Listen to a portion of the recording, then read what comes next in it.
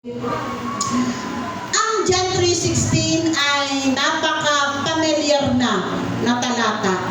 At siguro sa 100% na Kristiyano ay iilan lamang ang hindi nakaka-memorya ng John 3:16. Ito yung sabi nga yung the best na talata na kapag ito ay iyong na-memorya, ito yung patuloy na mag-uudyok sa iyo na ikaw ay magpatuloy sa paglilingkod sa Panginoon. Kapag itong mga talatang ito na Juan 3:16 ay iyong inunawa at iyong naunawaan, walang problema, walang anumang pagsubok ang makahahadlang sa iyo sa paglilingkod sa Panginoon. Amen? Walang pwedeng pumigil sa iyo. Walang pwedeng maging dahilan para ikaw ay bumitaw sa paglilingkod sa Panginoon. Sabi nga sa aming pag-aaral, ang mga pagsubok, ang anumang mga problema o anumang mga nangyayari sa buhay ng bawat sa atin ay pinapahintulutan niya ng Diyos upang makita yung katatagan ng ating pananampalataya. Amen? So kapag wala kang nararanasan ng mga trahedya, wala kang nararanasan ng mga kahirapan, wala kang nararanasan ng mga problema, pagsubok sa buhay, paano mo sasabi na matatag na ang iyong pananampalataya? Kaya lagi-lagi kong sinasabi, lagi tayong magbabasa ng Bible, lagi tayong maging mapanalanginin, lagi tayong nakapokus sa salita ng Diyos. Ang dyablo ay andyan lang. Aali-aligid, naghahanap ng masisila. Ingatan natin na kahit isang saglit tayo ay makalimot o makalingat sa pananalangin sapagkat ang kaaway ay nandiyan lang na patuloy na nag-aabang ng masisila. Sabi niya, para siyang leon na umaatungal. O, diba? Naghahanap ng masisila. So yun, lagi ko sinasabi mga kapatid, ang John 3:16, kapag ka ito ay iyong inunawa at lubusan mong itong naunawaan, gaano man kabigat na mga pagsubok yan, hindi yan magiging dahilan para bumitaw ka sa paglilingkod mo sa Panginoon. Amen? Walang pwedeng ano bang tawag doon? Yung haharang o ano bang magiging dahilan? Ha? Ano? Hadlang. Ayan. Walang pwedeng maging hadlang. Ano?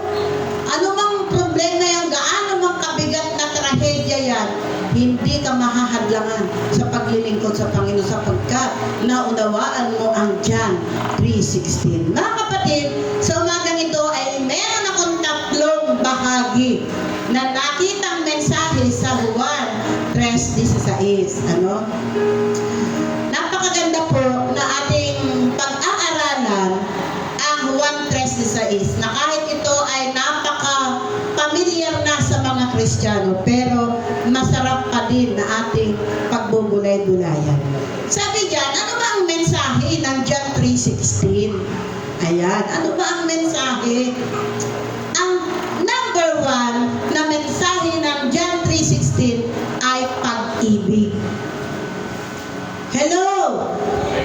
Sapagkat sa una pa lamang ng talataan, gayon na lamang ang pag-ibig ng Diyos sa sanlibutan. Ibig sabihin, sa lahat ng tao, ang pag-ibig ng Diyos ay para sa lahat.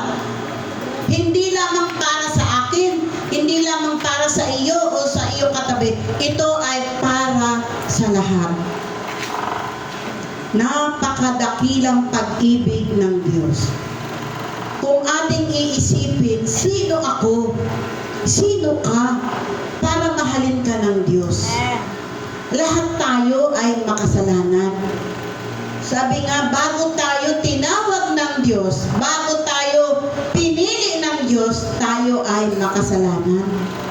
Pero dahil sa dakilang pag-ibig ng Diyos, imagine mong ang pag-ibig ng Diyos ay buong sanlibutan. Ganun kadakila pag-ibig ng Diyos. So dito, makikita natin yung pinaka-supporting verse. Tingnan po natin sa unang Juan chapter 4 verse 10 hanggang 12. Ayan, pakibasa po ni Kuya Noel. Nilagyan ko po ito ng supporting verse para mas lalo pa nating maunawaan. Unang Juan chapter 4 verse 10 hanggang 12. Ayan, makikinig na lang po ako sa taga-basa natin. Unang Juan chapter 4, inyo pong namnaming mabuti. Ano? Verse 10 hanggang 12. Sabi po sa unang Juan, chapter 4, verse 10, ito ang pag-ibig na hindi inibig sa atin ng Diyos. Ito ang pag-ibig, hindi sa inibig natin ang Diyos, kundi tayo ang inibig niya at isinugo niya ang kanyang anak upang maging handog para mapatawad ang ating mga kasalanan. 11. Mga minamahal, dahil ganoon kadakila ang pag-ibig ng Diyos sa atin, dapat din tayong magmahalan. Verse 12. Kailan may wala pang taong kakita sa Diyos, ngunit kung tayo nag-iibigan na sa atin ng Diyos at nagiging ganap sa atin ang kanyang pag-ibig. Amen. Verse 19. Idagdag na natin. 19 to 21. 19. Tayo'y umibig sapagkat ang Diyos ang unang umibig sa atin. Ang nagsasabing iniibig ko ang Diyos, subalit napupuot naman sa kanyang kapatid ay isang sinungaling.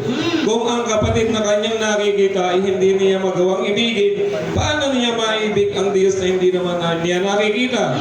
21. Ito ang utos na ibinigay sa atin ni Kristo. Ang umibig sa Diyos ay dapat ding umibig sa kanyang mga kapatid. Amen.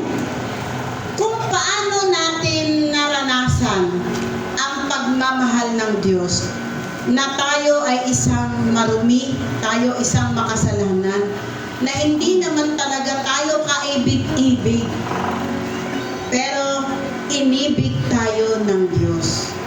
So, iniuutos sa atin, dahil tayo ay nakaranas ng dakilang pag-ibig ng Diyos, ang sabi diyan, dapat mo ring ibigin ang iyong mga kapatid.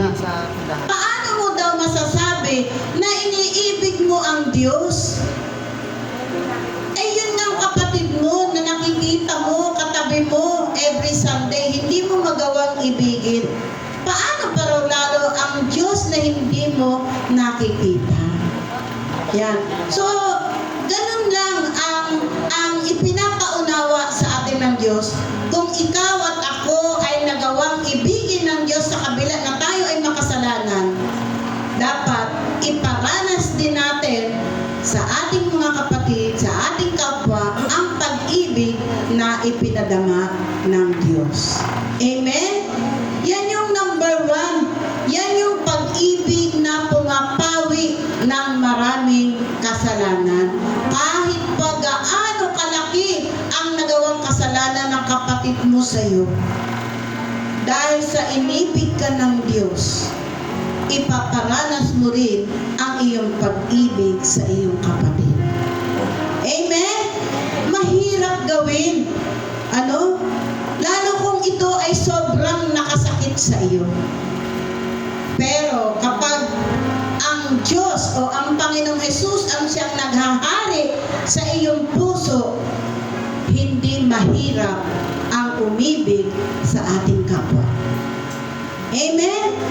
Tingnan mo lang ang sarili mo, tingnan mo lang ang iyong katabi. Sino ka at sino siya sa harapan ng Diyos. Pero parehas tayong inibig ng Diyos. Amen po ba? Walang itinatangi ang Diyos. Ikaw na yung pinakamakasalanan sa buong mundo. Minahal ka ng Diyos. Amen? So dapat tayo bilang pagmamahal ng Diyos sa atin, iparanas din naman natin sa ating kapwa yung pag-ibig ng Diyos. Amen! Nako tayo sa pangalawa. Mabilis lang to.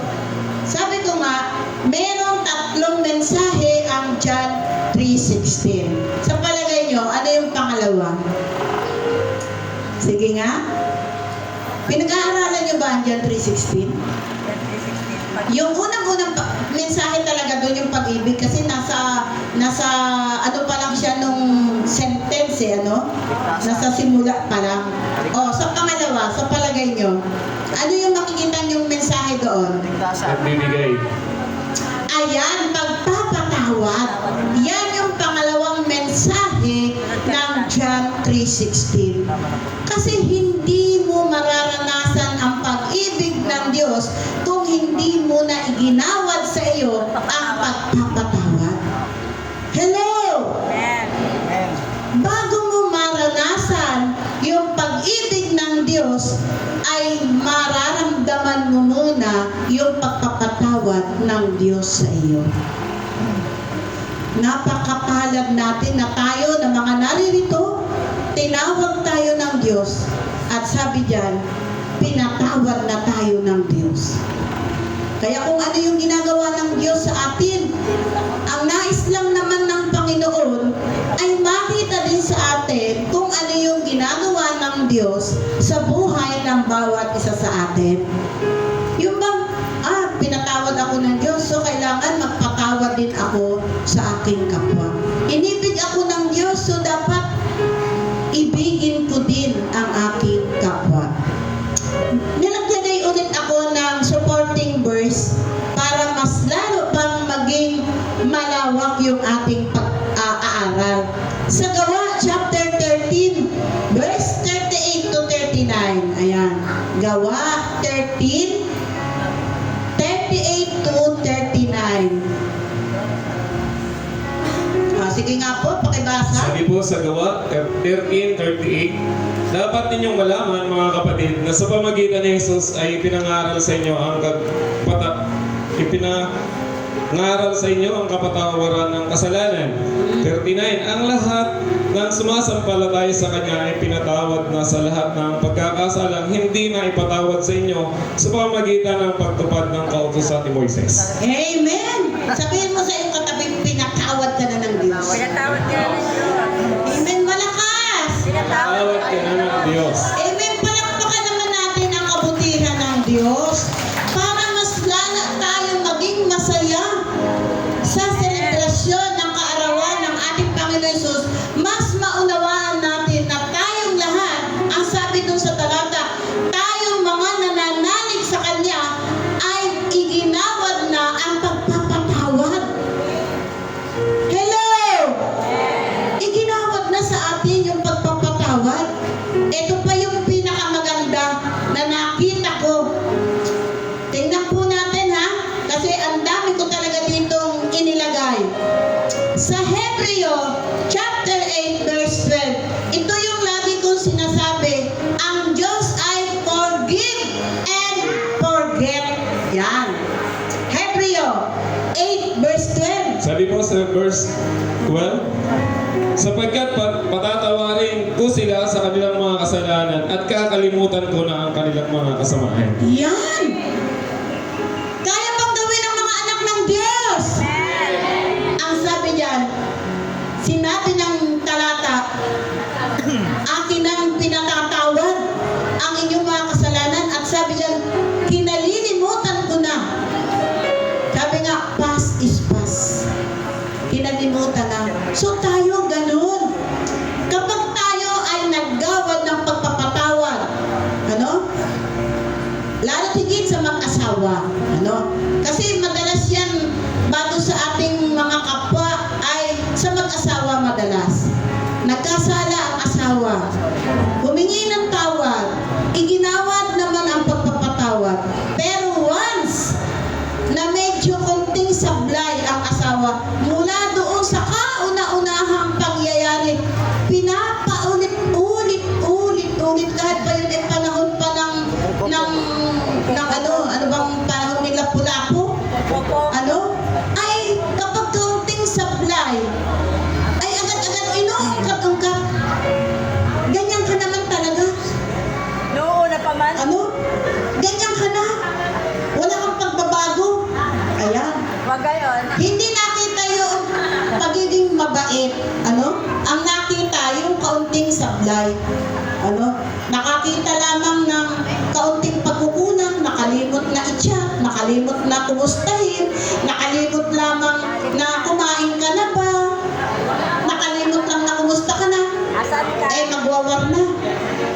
Natapos ang buong maghapon, hindi mo malang ako chinat, hindi mo malang ako kinumusta. Siguro busy ka na sa iba. Iyan. Hello! Busy na. May pinagkakaabalahan ng iba. Ano? Kaya, napakahirap na pagka yung kasalanan na iginawad mo na yung pagpapatawad pero hindi mo kinalimutan. Pero ang Diyos, sinabi yan, panghawakan niyo yan, lagi niyo yung basahin, yung Hebreo 8 verse 12 na yan, na kapag ang Diyos ay nagpatawad, kinakalimutan niya na yung ginawa mong kasalanan. Kaya yan yung forgive and forget. Huwag na nating alalahanin pa yung mga nakaraan. Ano? Kasi yun yung yun yung gumagawa ng sa pagitan. Yun yung nagiging dahilan ng paglalayo ng damdamin ng isa't isa. Kaya huwag natin payagan na yung mga nangyari na sa atin sa panahon pa nila Lapu-Lapu ay atin pa rin inaalaala. 2024 na, mga kapatid. Ang sabi doon, baguhin na natin ang ating mga puso, ang ating isip. Hello! Ay, baguhin na natin. Sabi nga, maging matured naman na tayo. Huwag na tayong, yung bang lagi tayong nagiging maramdamin, lagi tayong nagiging, yung bang sa halip yung kaunting problema na pag-uusapan, kaunting mga sigalutan, mga puro konti-konti lang naman, di po ba? Pero lumalaki dahil nga inaayos din ng Diyos yung ating mga karakter. Yan ang problema ng mga Kristiyano, yung karakter, yung mga attitude na hindi pa talaga lubusang na isusuko sa Panginoon. Lagi mong ipinagtatanggol, may naririnig akong ganyan na laging ipinagtatanggol ang sarili. Kahit sabihin mong, ay kapag ka si Kristo ay nasa buhay mo na, dapat hindi na ganyan yung ating attitude.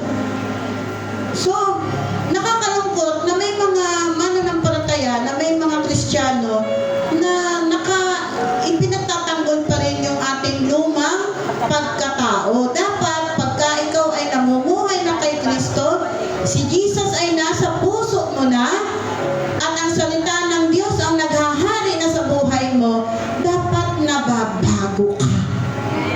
Hello! O, sabihin mo sa iyong katabi, dapat nababago ka. Yan. Mahina! Dapat nababago ka. O, ayan. Meron ako nakikita nagsasalita, walang kausap. O, sabihin nyo sa inyong katabi, huwag kayong mahiya. O, ayan. Dapat nababago ka. Hindi ka sensitive. Oo, kasi di ba lagi nating memorize yung ating favorite verse, yung 2 Corinto chapter 5 verse 17. Ang sabi doon, ang sino man na nakipag-isa na kay Kristo. O, tayo bang lahat nakipag-isa na kay Kristo? Amen. O, ang sabi diyan, ang sino man na nakipag-isa na kay Kristo ay isa ng bagong nilalang. Wala na ang dating pagkatao, ikaw ay bago na. Sabi mo sa iyong katabi, ikaw ay bago na. Lakasan mo, baka hindi mapakinggan. Ayan, ikaw ay bago na. Yeah. Amen! Palakpakan natin ang Panginoon! Ikaw ay bago na. Purihin ang Diyos. Purihin ang Diyos! Tagumpay ang mga anak ng Diyos. Praise God.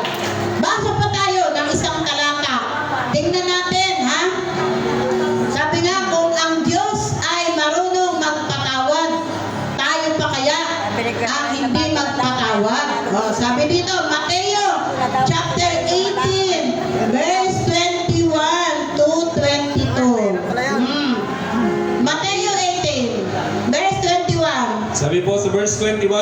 lumapit at nawala. Ayun. 18:21. 21. Lumapit si Pedro at nagtanong kay Jesus, Panginoon, ilang beses ko po bang patatawarin ang kapatid kong paulit-ulit na nagkakasala sa akin? O, paulit-ulit ha. 7 beses po ba? Sinagot siya ni Jesus, hindi ko sinasabing 7 beses, kundi 70 ulit na 7. Amen. O, ang dami nun ha. Times, ano yun? 70 times 7, 490 times. Aba, napaka dami. Ano, napagpapatawad. Oh. Sasagot, mag-aano ka naman, magre-react ka. Ay, hindi ko kaya yun. Siya lang tama na. Hindi ka kaya. O, sino nagsasabing hindi niya kaya? O, kaya yan. Kaya mo yan. Sabihin mo sa iyong katabi, kaya mo yan. Kaya mo yan. Walang piho. O, sabihin mo sa iyong katabi, merong hindi nagsasalita. Kaya niya. O, kaya mo yan. Yun, maganda yung kay Ate Helen eh. Kaya mo yan. O, di ba? Kaya mo yan. Weh. Sabi na, paulit-ulit. Paulit-ulit. Di ba? Tayo din naman. Huwag mong tingnan yung iyong kapwa. Ikaw mismo yung sarili mo. Sa palagay mo ba, sa buong maghapon, hindi ka nagkakasala? O di ba, paulit-ulit ka din? O, pero ang Diyos, paulit-ulit din nagpapatawad sa atin. Amen? O, sabi mo sa ikatabi, huwag ka nang paulit-ulit. Malakas! Ayan, huwag ka nang paulit-ulit. Yan. O, diba? Mismo tayo, nakaka-relate tayo na, oo nga, no? Eh, kung yun ang kapatid ko eh, paulit-ulit nang ginagawa sa akin. Eh, ako pala, ganun din ako sa Diyos. Paulit-ulit din ako. O, diba? Sabi nga, sa buong maghapon, ha? Sample. Ano ba yung mga kasalanan na madalas ay kinahuhulugan natin? Isa, pagkagalit. O, nagalit ka ngayon. Pangalawa, nagsinungaling. Maghapon lang yan, ha? Hindi yan yung buong, isang linggo. Nagalit, nagsinungaling. O, ano pa? Ano pa ang nagagawa na madalas na kinahuhulugan? O, yung mga negative na kaisipan. O, ano pa? Ipagpalagay na meron kang nagawang kasalanan araw-araw na 5. 5, ayan, nagmamarites. Iwasan na natin yung marites-marites na yan. O, ilang araw meron ng isang linggo? 7 times ilang? 5. 35. O, di ba sa loob ng isang linggo, may nagawa kang 35 na kasalanan sa Diyos. Pero ang Diyos, hindi siya nagsasawa sa pagpapatawad sa iyo. Amen? Palakpakan naman natin ang Panginoon. Kung yung tinanong ni Pedro, na nagtanong siya sa ating Panginoong Hesus, Panginoon, paano ko yung kapatid ko?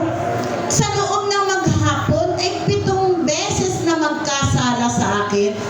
Ilang beses ko ba siyang patatawarin? 7 beses din ba? O, di ba? Ibig sabihin doon pa, ulit-ulit, makulit. Oo, makulit talaga.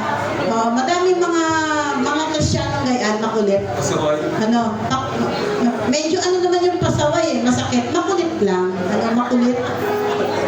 Yung bang kapag ang kulit mo talaga, napagsisihan mo na yan, o eto na naman, o ang kulit. Sabi nga ng Lord sa atin, ang kulit mo. Ayan. So, ang Diyos, kahit tayo ay makulit, at tayo pa ulit-ulit tayo na nakagagawa ng kasalanan sa Kanya, pero ang Diyos, never siya na nagdamot ng pagpapatawad sa atin. So, i-apply natin ito sa ating mga buhay. Hindi na ikaw ang nabubuhay sa iyong sarili. si Jesus na ang nabubuhay sa sarili mo. So kung kaya yon ng Diyos, kaya mo rin. Bakit? Anak ka ng Diyos. Amen? Sabihin mo sa iyong sarili, kaya ko to. Yung may diin, kaya ko to. Ayan, palakpakan natin ang Panginoon. Ang pangatlo, ayan, ano ang sabi ng pangatlo? Sa tingin ninyo, ano yung pangatlo? Pagbibigay. Ayan. Ang sarap makinig na binigyan ka ng Diyos ng special na regalo. Diba? Yun na ang nakaraan nating linggo dito, na kahit yung tigigisang kasa, tigigisang bangko, tigigisang kung ano na yung ating mga ipinamahagi, ay tuwang-tuwa na tayo. Ano? Talagang nandun hindi na magkamayaw yung ating kagalakan. Dahil kahit simpleng regalo, ay nakatanggap ka. Diba? Ang saya-saya natin. Hello! Ang saya natin kapag ka tayo ay nakakatanggap ng regalo. Amen po ba? So, di mas lalo higit yung special gifts na binigay ng Diyos sa atin. Walang iba kundi ang kanyang bugtong na anak na si Jesus. Siya yung nagpakita na ito yung pag-ibig ko, ito yung pagpapatawad ko, at dahil iginawad ko sa iyo ang pag-ibig at ang pagpapatawad, ito, ibinibigay ko sa iyo ang natatanging regalo, ang aking anak na si Jesus. Tanggapin mo siya sa iyong buhay, sa iyong puso, bilang Panginoon na tagapagligtas. Yan yung pinakamasayang Pasko, pinakamagandang kwento sa araw ng Pasko. Yung the greatest gift ng Lord sa buhay mo. Amen? Meron din akong inilagay na supporting verse. Ayan. Tungkol sa pagbibigay. Sabi nga, kung paano ang Panginoong Jesus ay ibinigay sa atin ng libre. Wala tayong puhunan, wala tayong bayad. Sabi nga ng Efeso chapter 2 verse 8, dahil sa ating pananampalataya, ay naligtas tayo, hindi ito dahil sa ating mga gawa. So wala pa tayong ginagawa. Ibinigay sa atin ng libre ang ating Panginoong Jesus. So dapat makita din sa atin kung paano masaya o nagkaroon ng kagalakan sa regalo na ating natanggap. Dapat tayo din naman ay magbigay ng mayroong kagalakan. Tingnan natin sa 2 Corinto chapter 8 verse 2, tapos 11. Yun, lukso tayo sa 11. Sige po, pakibasa. Sabi po sa verse 2, 2 Korinto 8:2, dumaan na sila ng matinding kahirapan at titiis ang mahigpit na pagsubok sa kanilang, ngunit sa kabila ng kanilang pagkikaos, masayang-masaya rin sila at bukas ang kapalad sa pagbibigay. 11. Verse 11, kaya't ituloy na ninyo ito, ang kasigasigang ipinakita ninyo noon ay ipagpatuloy ninyo hanggang sa matapos magbigay kayo ayon sa inyong makakaya. 12. Sapagkat kung bukal sa kalooban ang pagbibigay at tanggapin ng Diyos ang inyong nakayanan, hindi niya hinihintay na magbigay kayo ng hindi ninyo kaya. Amen. Ano ang sabi diyan? May kagalakan. Ipinakita sa atin ng talatang ito na yung iglesia ng Macedonia ay nakaranas ng mahigpit na kahirapan, pagsubok. Pero sa kabila daw noon ay masayang-masaya pa rin silang nagbibigay. Kasi naranasan nila yung blessing ng Lord. So, makita sa atin na dahil tayo ay binigyan ng Diyos ng special gifts, makita din naman sa ating mga puso na tayo ay masaya, na tayo ay nagbibigay para sa Kanya. Ang sabi nga diyan, yung maluwag sa ating puso. So tayo, sabi nga, ano ba yung ating mga natatanging regalo para sa ating Panginoong Jesus? Kung tayo, kapag mayroon tayong kaarawan, di ba, excited tayo, ano kaya yung magandang regalo na matatanggap ko? Di ba? May ganun tayong mga kaisipan eh. Pag tayo magbe-birthday, ano kaya na talagang matutuwa ka, na talagang ikaw ay masisiyahan. O, di ba? Nakikita ko yun sa mga Facebook na kapag naregaluhan ng mga gusto niya, kumbaga halimbawa nagre-request siya, gusto ko ng ganung bagay. Ako natutuwa ako at gusto ko lang ibahagi sa lahat. Matagal ko na din itong request. Pero sabi nga, bukod dun sa spiritual na tinanggap natin si Jesus, ay meron din tayo mga gift na nire-request sa Lord, yung mga material. Na sabi nga, habang nandito ka sa mundo, ay maranasan mo din naman yung kaligayahan o yung kasayahan. So, nung nakaraan pa, lagi akong nagre-request sa pastor ng ref, na sabi ko kahit maliit lang, yung simple lang na, kumbaga yung ulam na binili mo, hindi mo lulutuin lahat, hanggang sa nakailang kaiinit na, dahil nga wala kang mapaglagyan. So lagi akong nagre-request. Ang lagi naman sabi ng pastor, ay wag na, gawa ng kuryente, nakakahiya sa church. Yun lagi ang sinasabi niya. Kaya siya nagiging mahigpit siya sa amin sa paggamit ng kuryente. Pag nakita niya na wala naman nang gumagamit ng electric fan, pero umaandar, patay niya yan. Kaya mapapansin niyo kahit dito sa loob ng church, kahit nandiyan pa kayo, at kayo ay medyo lumihis doon sa electric fan, makikita niyo patay na. Pati mga ilaw, patay na. Ganun siya ka-stricto pagdating sa paggamit ng kuryente. So, nakintuwa ko na nung sa aking, sabi ko, hindi man lang ako makagawa ng gelatin, kahit gusto ko mag-gelatin, hindi man lang ako makagawa ng gayon. Salad. Oo. Naghihintay na lang ako ng bigay, kung sino magbibigay sa akin ng salad, kung sino magbibigay ng mga dessert. Ano bibigay? Yun na, tinig ko ng Diyos. Sabi niya, sige na.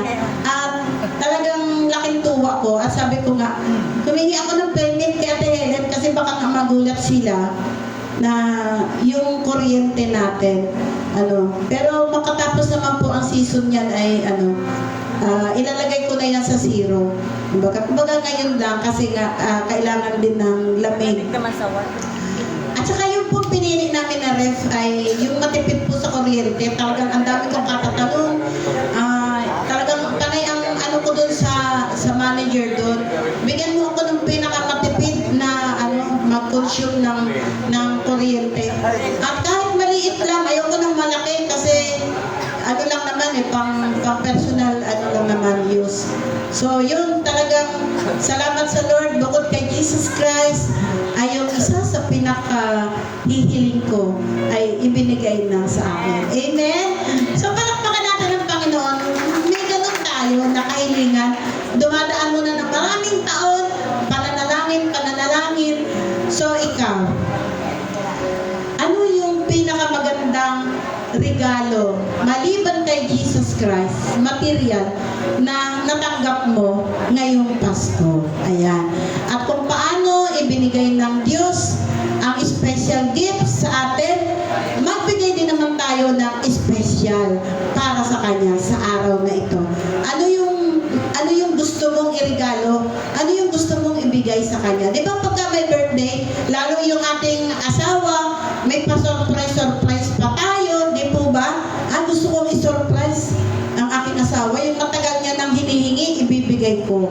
Ayun. So, sabi nga, naalala ko yung mga nababasa ko dati sa Facebook na gulatin mo ang asawa mo. Ayan. O ngayon, gulatin natin si Jesus. At birthday, celebration, ipakita natin, iparamdam natin yung pinaka natatanging regalo na nais nating ibigay para sa Kanya. So, tuloy-tuloy yung ating happy birthday, Jesus. God bless po sa ating lahat.